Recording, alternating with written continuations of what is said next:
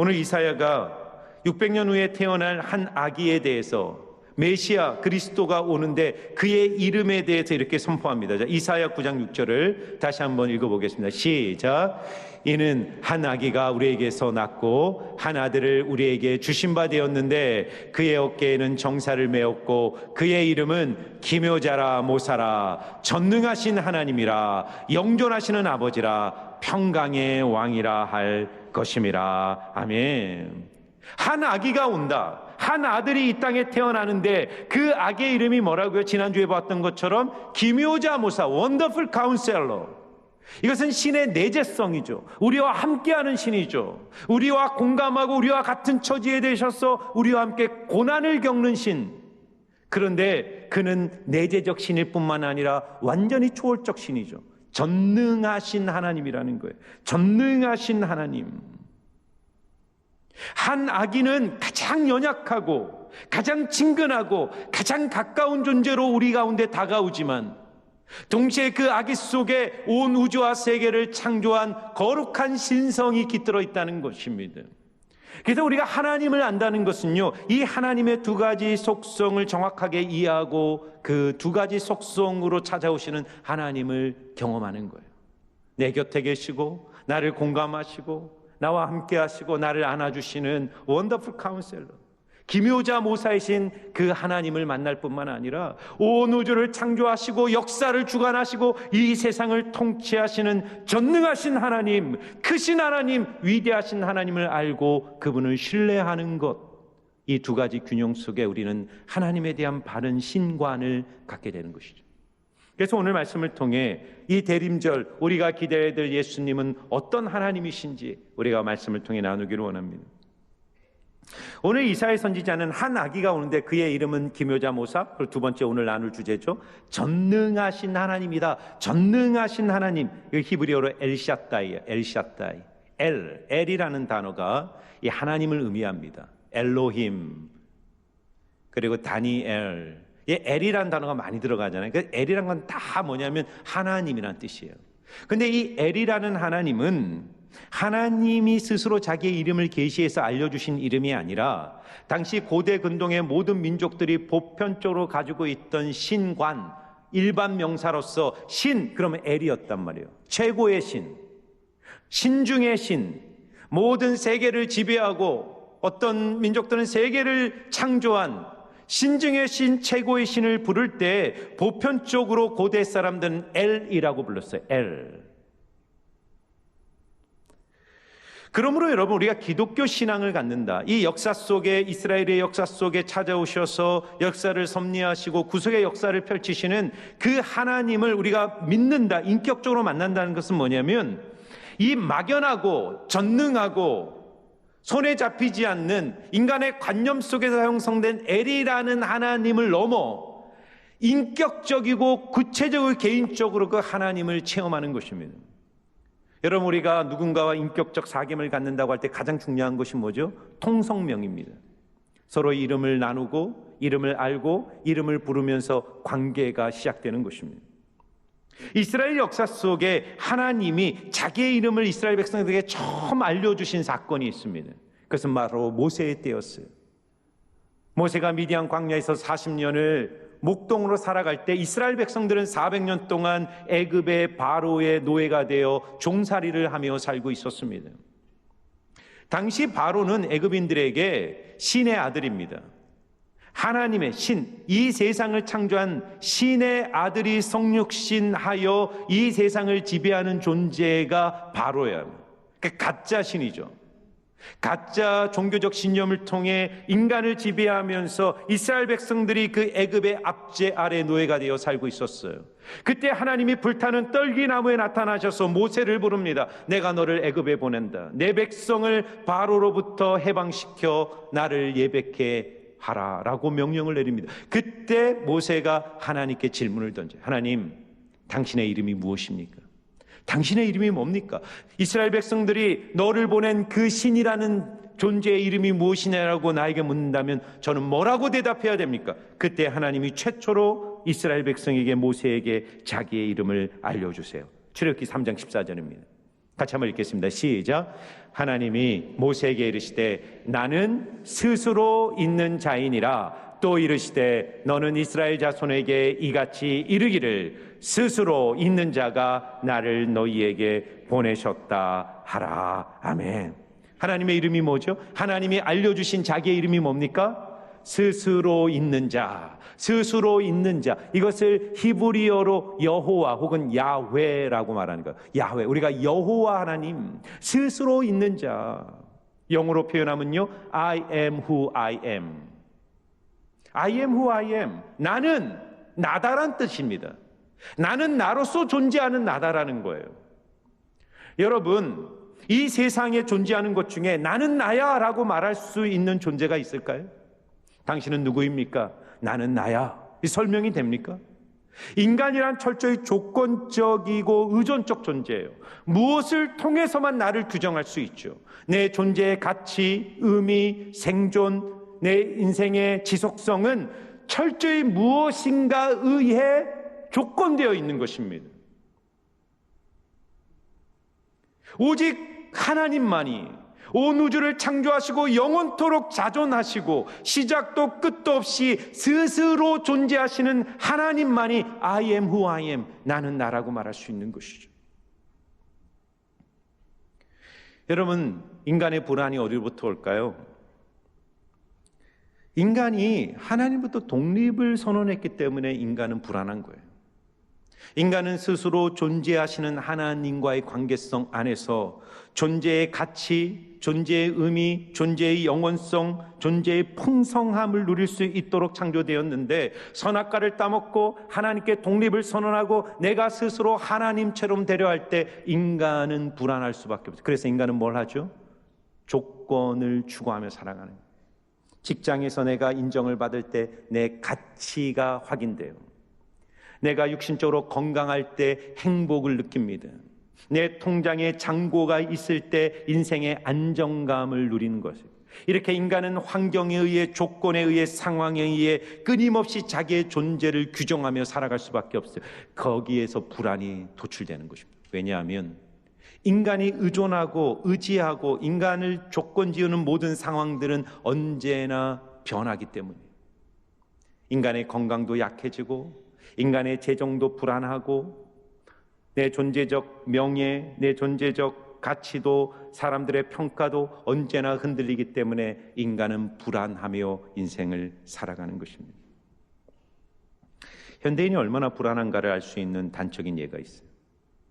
심지어 그리스도인들조차 가장 불안할 때가 언제냐면 내 인생에서 하나님이 침묵할 때가 아니라 스마트폰 배터리가 5% 남았을 때 불안합니다. 큰일 났다 이거. 핸드폰 꺼지면 안 되는데, 와이파이가 안 될 때, 뭔가 연결이 안 될 때, 뭔가 고립된 것 같고 차단된 것 같은 불안을 느껴요.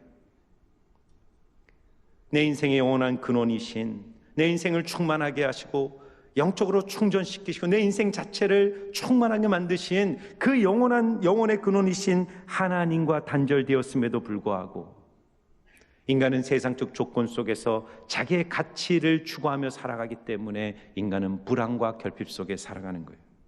그래서 하나님이 오늘 이스라엘 백성들에게 우리 이 인류 역사 속에 자기의 이름을 나는 스스로 있는 자야 라고 계시하신 것의 의미는 뭔지 아세요? 바로 그 이름만이 인간의 불안을 해소하는 근본적 해답이 되기 때문이에요. 여호와를 안다는 것이 무엇입니까? 하나님을 믿는다는 것은 불안정한 세상으로부터 스스로 있는 존재에게로 내 의존의 대상을 바꾸는 거예요. 돈을 의지하고 명예를 의지하고 사람을 의지하고 세상적 가치 속에 내 존재적 가치를 확보하려 했던 삶으로부터 돌이켜 스스로 존재하는 자, 영원히 계신 분, 변하지 않는 분, 어디에나 존재하시는 그 하나님께 내 시선을 맞추고 내 인생을 의지하기 시작할 때 한 사람의 인생은 견고해지고 깊어지고 풍성해지는 것입니다. 여러분 스스로 존재하시는 그분이 이 구약의 역사를 보면요, 여호와라는 스스로 있는 자, I am who I am이잖아요. 그러니까 어떻게 보면 I am who I am이라는 것은 하나님의 초월성, 신의 초월성을 말하는 거예요. 스스로 있는 자, 시작이 없는 것이죠. 세상에 스스로 존재하는 것이 있나요? 모든 존재성은 원인이 있단 말이에요. 그래서 결과가 있고 끝이 있는 것입니다. 존재는 소멸되어 가는 거예요. 그런데 스스로 있는 자, 하나님이 자기를 계신 나는 스스로 있다는 건 뭐냐? 시작도 없고 끝도 없는 것이죠. 모든 존재의 원인이 되시는 것이죠. 스스로 충족하는 존재죠.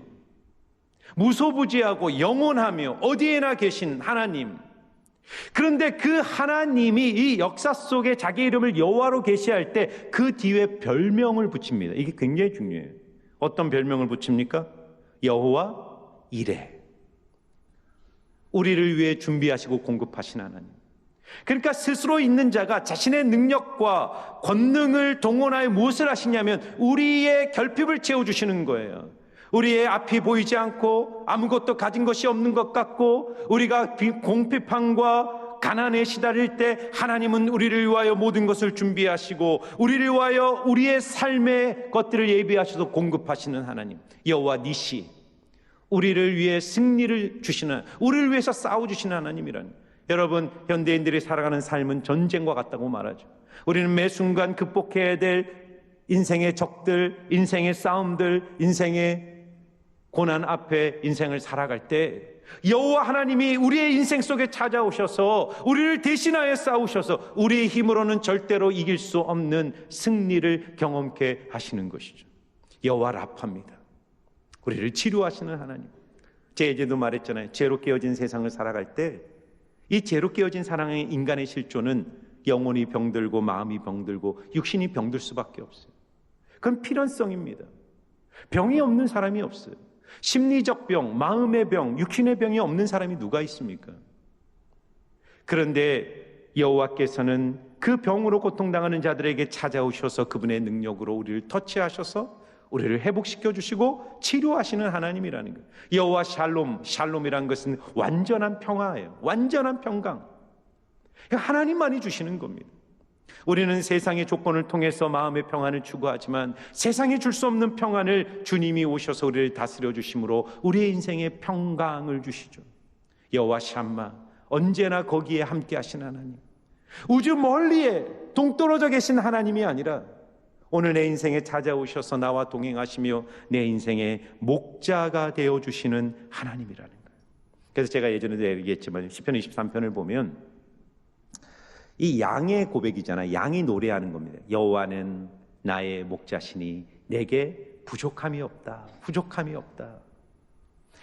여러분, 양은요 하나님이 창조하신 피조물 중에 가장 결핍된 존재로 창조됐어요. 양은요 스스로 먹을 것을 찾을 수 없어요.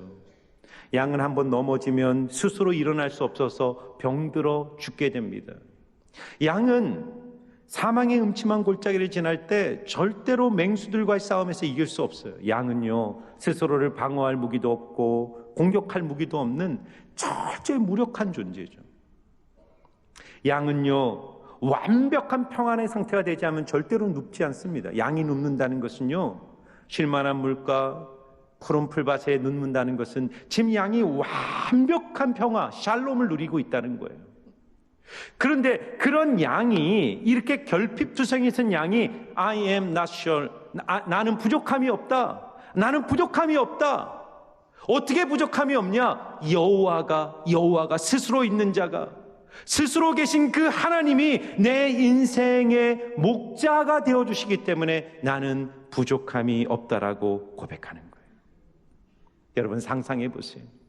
온 우주를 창조하시고 시작도 끝도 없는 만물을 다스리시는 최고의 신 중의 신이신 스스로 계신 그 여호와 하나님이 오늘 내 인생 속에 찾아오셔서 나의 목자가 되어주셔서 내 인생에 공급해 주시고 치료해 주시고 나를 대신하여 싸워주시고 나에게 평강을 주시고 나와 동행해 주신다면 우리의 인생에 무엇이 두렵겠습니까?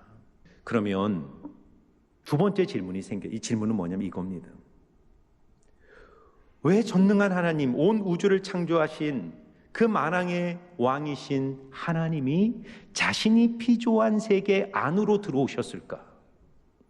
왜 하나님이 인간의 몸을 입고 이 땅에 들어오셔서 아기로 태어나시고 인간과 같은 똑같은 성장의 과정을 거치셔서 가난과 빈곤 속에 사시고 고난을 겪으시다가 십자가의 죽임을 당하여 죽으실 수밖에 없으셨을까에 대한 질문이 생기는 거예요.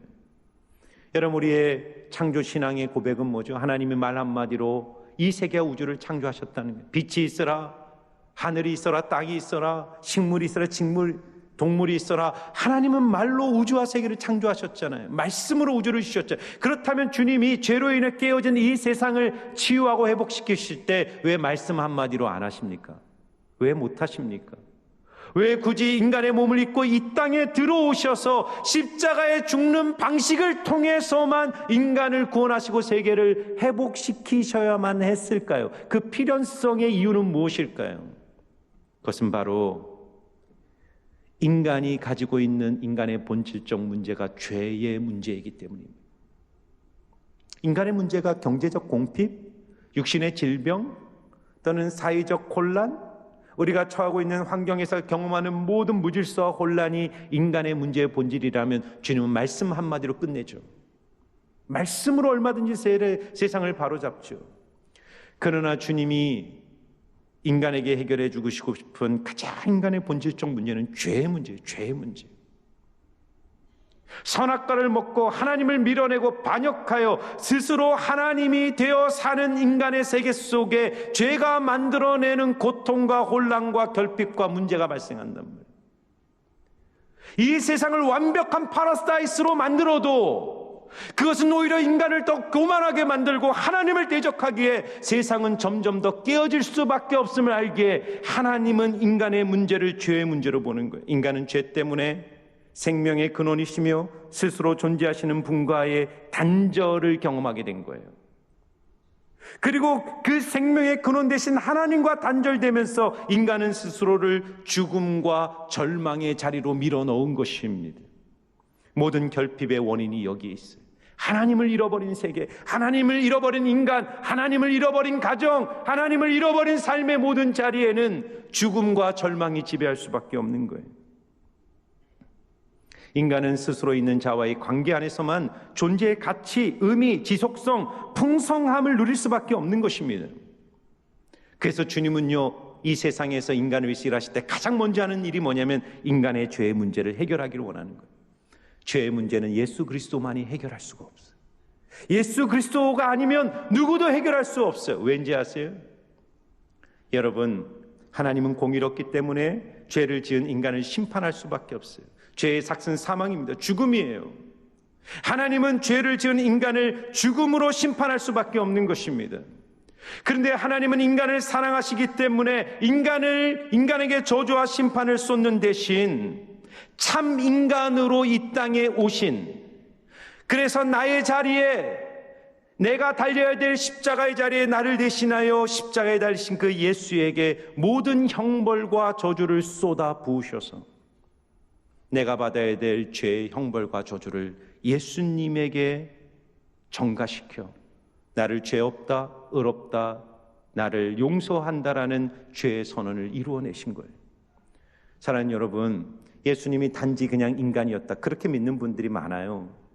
예수님을 4대 성인 중에 한 명이다, 그냥 위대한 인간이었다, 위대한 스승이었다 믿는 분들이 많아요. 위대한 한 인간의 죽음은 모든 인류의 죽음을 대속할 수 없습니다. 한 사람의 죽음이 어떻게 모든 인류의 죽음의 그 죄의 무게를 감당합니까? 예수님은 참 인간이셨기 때문에 인간이 받아야 될 형벌과 저주를 받아낼 수 있었을 뿐만 아니라 예수님은 참 하나님이셨기 때문에 그 하나님의 죽음, 하나님의 형벌과 심판이 갖는 그 어마어마한 무게 속에서 모든 인류의 죄와 저주를 예수님은 친히 감당하실 수 있었던 거예요. 그래서 예수님만이 유일한 구속자이며 유일한 중보자이며 유일한 구원자이심을 믿으시기를 주의 이름으로 축원합니다. 어느 날 제자들이요, 갈릴리의 밤에 배를 타고 건너는데요, 복음서를 보니까 마태복음 14장에 광풍을 말해요. 광풍, 이게 미친 풍랑이에요. 그러니까 광풍이라고 표현한 것은 인간이 컨트롤할 수 없는 풍랑이죠. 제자들이 이 갈릴리 호수에 잔뼈가 굵은 어부들이란 말이에요. 그런 풍랑을 뭐 한두 번 만났겠습니까? 그런데 인생을 살다가 이 제자들이 오늘 만난 광풍은 자신의 힘으로 도저히 통제할 수 없는 광풍이에요. 두려움과 공포가 그들의 배와 그들의 마음을 지배했어요. 그때 예수님이 파도 위를 걸어오시는 거예요. 파도 위를. 그때 제자들은 파도 위를 걸어오시는 예수님을 유령이라 생각하여 두려움과 공포 속에 더욱 소리를 질렀어요. 그때 예수님이 마태복음 14장 27절에 두려워하는 제자들이 이렇게 말합니다. 예수께서 즉시 이르시되 안심하라. 나니 I am. 나니 I am who I am. 나는 스스로 있는 자니 두려워하지 말라. 그리고 결론이 뭡니까? 32절에 주님이 배에 오르시니 바람이 그치는지라. 여러분, 죄로 깨어진 이 세상에 우리가 항해하는 인생들 아닙니까? 인생이라는 배를 타고 내 마음의 배에 우리가 인생이라는 배를 타고 이 풍랑 가득한 세상을 항해할 때 내가 통제할 수 없는 풍랑을 만날 때가 있어요. 어떻게 할 수 없는, 그런데 그 통제할 수 없는 풍랑 속에 있는 내 인생의 배에 어느 날 예수님을 영접하고 예수님이 내 인생의 배에 승선하는 순간 그 예수님이 바람과 바다와 풍랑을 꾸짖으셔서 잔잔케 하시는 은혜를 허락해 주시는 거예요. 그래서 여러분, 예수님의 마지막 이름이 뭐냐면, 예수님이 태어나기 얼마 전에 가브리엘 천사가 마리아에게 찾아와서 예수님 그 태어날 아기의 이름을 예수라 하라, 이렇게 이름을 알려줘요. 너 아기를 이거는 이 요셉으로 낳는 게 아니라 이 성령으로 잉태된 거야. 동정녀야. 이 아이가 태어나면 너 이름을 예수, 자기 백성을 저희 죄에서 구원할 자라는 뜻이에요. 구원자라는, 죄에서 건지실 분이라는 뜻이에요. 그 예수라고 이름을 지라고 하면서 그 예수와 함께 또 다른 이름 하나를 줍니다. 그 이름이 뭡니까? 마태복음 1장 22절입니다. 같이 한번 읽어보겠습니다. 시작. 보라, 처녀가 잉태하여 아들을 낳을 것이요 그의 이름은 임마누엘이라 하리라 하셨으니 이를 번역한즉 하나님이 우리와 함께 계시다 함이라. 아멘. 아기 예수의 이름이 뭐라고요? 임마누엘. 임마누엘. 임마누, with us, 우리와 함께라는 뜻이고요. 엘, 아까 엘 얘기했잖아요. 최고의 신, 전능한 하나님, 온 우주를 통제하고 다스리고 창조하신 하나님, 그 엘, 그 하나님이 우리와 함께 한다라는 거예요. 예수는 어떤 분입니까? 예수는 그냥 이 세상에 태어난 아기, 훌륭한 성인 또는 위대한 영적인 교사, 그 정도가 아니라 우리와 함께 하시는 하나님, 전능한 하나님, 그분이 바로 예수 그리스도라는 거예요. 그래서 여러분, 성탄절은 위대한 사건이잖아요. 신이 인간의 세계 속으로 찾아온 사건은 얼마나 위대합니까? 그러나 성탄보다 더 위대한 사건은 뭐냐면 임마누엘 되신 그 예수님을 내 마음에 영접하는 사건인 줄 믿습니다. 온 우주를 창조하신 하나님이 내 마음 속에 오셔서 나와 내주하시며 내 목자가 되시고 내 아버지가 되시고 내 친구가 되시고 내 연인이 되시며 평생을 나와 함께 하시며 나를 지키시고 이끌어 주시는 임마누엘 되신 하나님, 그 예수님을 이 대림절 기간 여러분들이 마음 다해 기다리며 주님을 다시 한번 여러분 마음 깊은 곳에 온전히 모셔드리는 믿음의 결단이 있기를 주의 이름으로 축원합니다. 여러분, 불안하십니까? 여러분의 진로와 미래가 불투명하고 보이지 않습니까? 스스로 있는 자이신 예수님께서 여러분의 길을 열어주실 줄 믿습니다. 여러분, 가정이 깨어지고 아픔과 고통 속에 있습니까? 내 힘으로 어떻게 할 수 없는 가정의 깨어짐과 불화로 인해 마음의 슬픔을 가지신 분이 있습니까? 스스로 있는 자이신 예수님께서 여러분의 가정에 회복을 주실 줄 믿습니다. 과거의 상처, 아픔 때문에 그 발목이 묶여서 단 한 걸음도 앞으로 나갈 수 없는 마음의 불안과 분노와 아픔 속에 살아가시는 분이 있습니까? 스스로 있는 그분이 시간을 뛰어넘어 여러분의 과거를 바꾸시고 여러분의 오늘을 새롭게 해주실 줄 믿습니다. 스스로 있는 자이신 예수님과 함께, 그분과 함께 이 크리스마스 시즌을 주님을 기다리며 주님 앞에 한 걸음 나아가시는 여러분들 되시기를 주의 이름으로 축원합니다.